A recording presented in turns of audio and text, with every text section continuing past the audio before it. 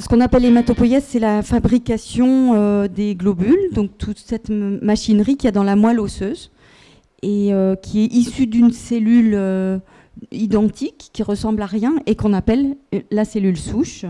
Donc cellule souche normale, hein. Toute la moelle fonctionne comme ça et vous voyez que c'est assez complexe, qu'il y a des différences, dès le départ, enfin, entre la lignée, ce qu'on appelle myéloïde et la lignée lymphoïde. Donc en fait, la LMC va concerner toute cette lignée. Et dans la moelle vont être fabriquées petit à petit des cellules compétentes. Au départ, c'est des cellules pas compétentes qui servent à rien. Elles vont être transformées. Une fois qu'elles sont mûres, elles sortent dans le sang. Et donc tous les globules blancs, rouges, les plaquettes, tout ça acquiert sa spécialisation dans la moelle avant de sortir dans le sang. Donc tout ça, c'est l'hématopoïèse. Et vous voyez qu'il y a des cellules souches. Et ces cellules souches sont une réserve parentale, en fait, qui vit au ralenti, qui toute la vie va servir à fabriquer de la moelle osseuse. Donc il y a des cellules souches normales.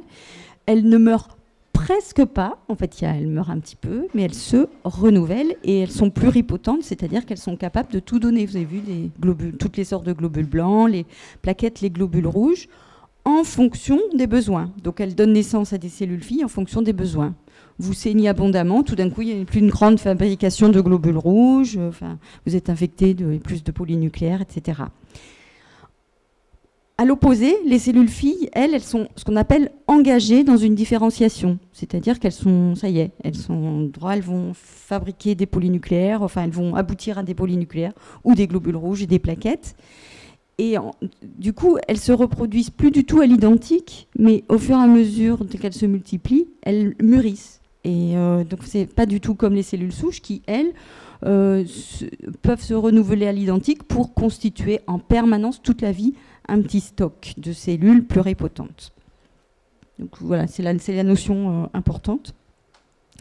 Et donc quelques propriétés, mais alors ça c'est un peu barbare, c'est pour nous, mais donc c'est des cellules qui, on dit qu'elles ont une quiescence, elles dorment, elles vivent vraiment au ralenti, ça c'est important, je vous expliquerai pourquoi.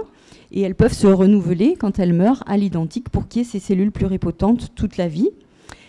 Et peuvent aussi se différencier pour donner donc des cellules filles, ce que je vous disais. Elles peuvent mourir de façon organisée, c'est ce qu'on appelle l'apoptose. Et puis il y a une mort cellulaire un peu bizarre qui s'appelle l'autophagie, où en fait les morceaux de cellules peuvent revivre ensuite, et ça peut même recréer de la maladie, et ces cellules sont capables d'autophagie.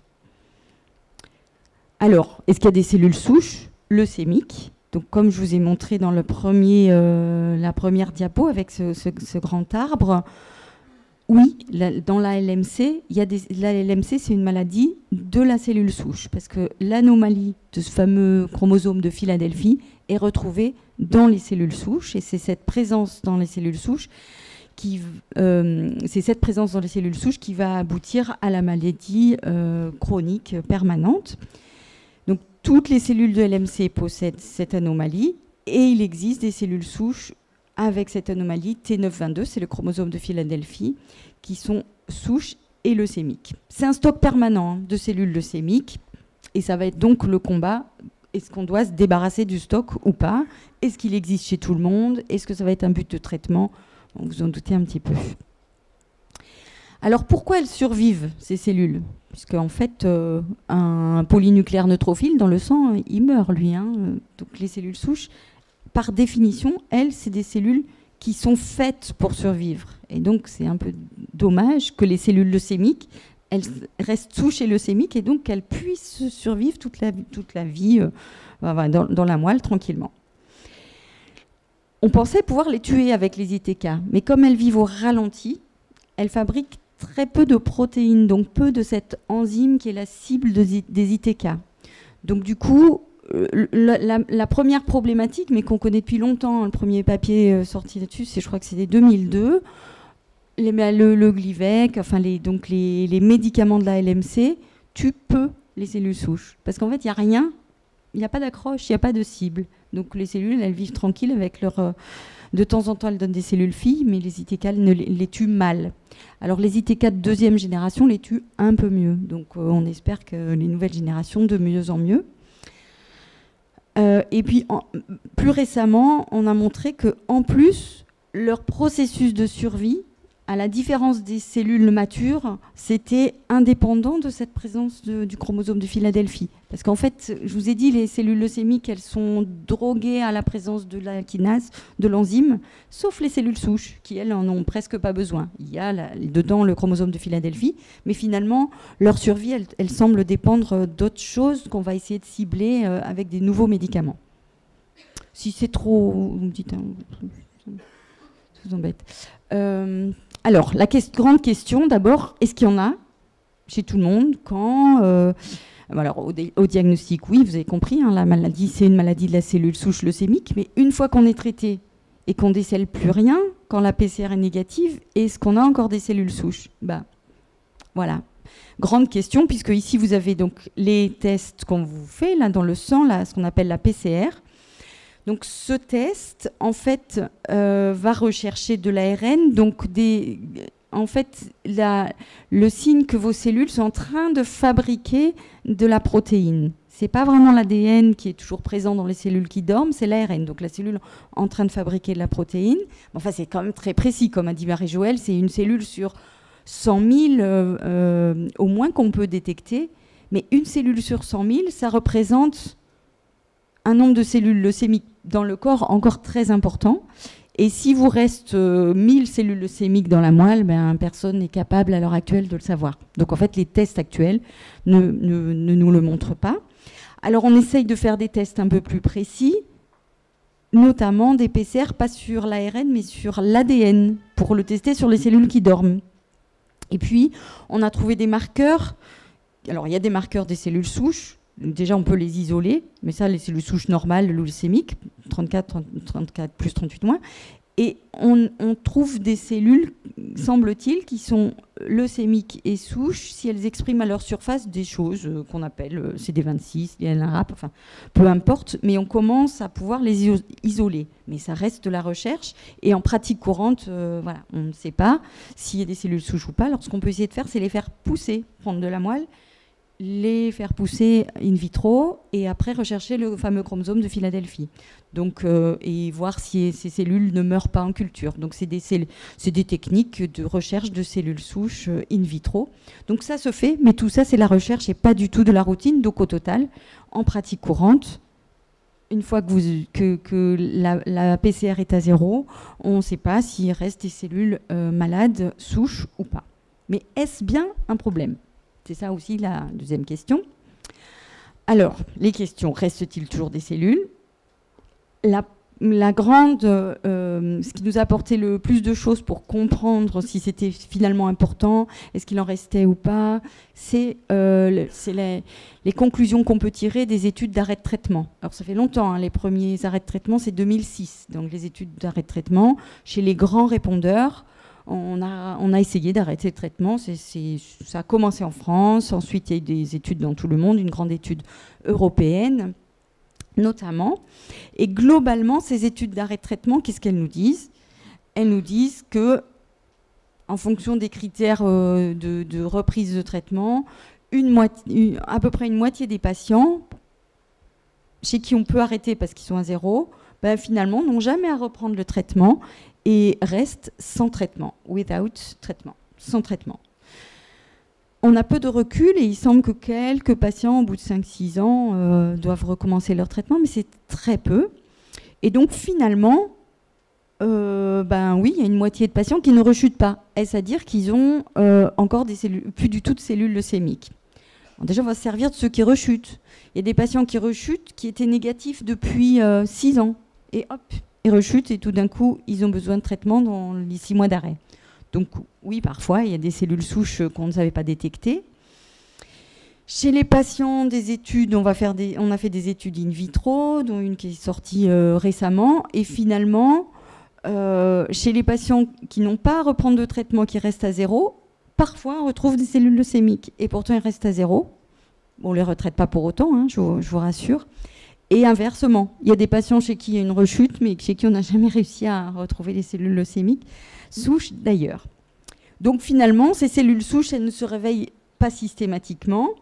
Et même si elles se réveillent, certains patients, c'est marqué en bas, n'ont pas besoin de reprendre un traitement.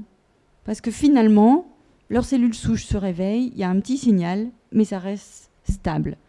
Donc il y a d'autres choses qui contrôlent.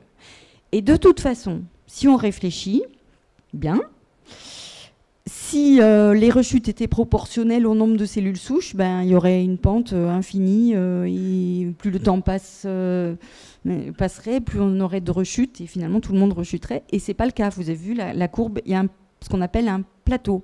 Ça ne descend pas à l'infini. Donc finalement, ben, il y a des patients chez qui, qu'il reste des cellules souches ou non, ben, la maladie n'a plus à être traitée. Et ça, c'est une grande partie aussi de nos études, c'est qu'est-ce qui maintient la maladie dormante, même s'il y a des cellules souches dormantes.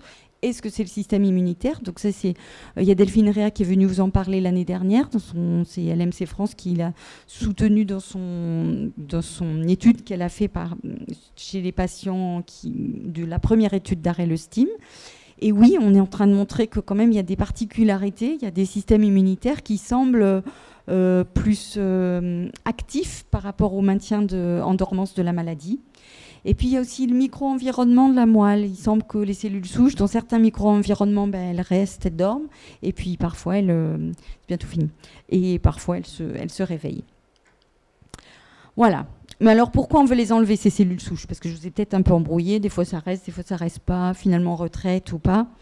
Mais quand même, la base, c'est que si on imagine enlever les cellules souches, on va enlever tout ce qui pousse derrière. Donc chez les mauvais répondeurs, les patients, parce qu'il y a quand même des patients qui répondent mal au traitement, si on imagine tuer la base de la maladie, on éradiquera plus facilement la maladie.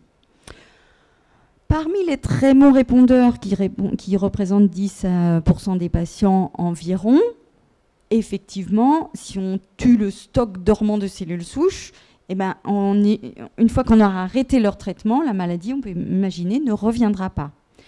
Et pour la plus grosse partie des patients, 80% des patients qui ont juste une bonne réponse et un petit signal positif, si on imagine tuer leurs cellules souches, on pourra imaginer en même temps se débarrasser de la maladie et pouvoir arrêter le traitement. Donc ça, en fait, ça intéresse tout le monde, cette recherche.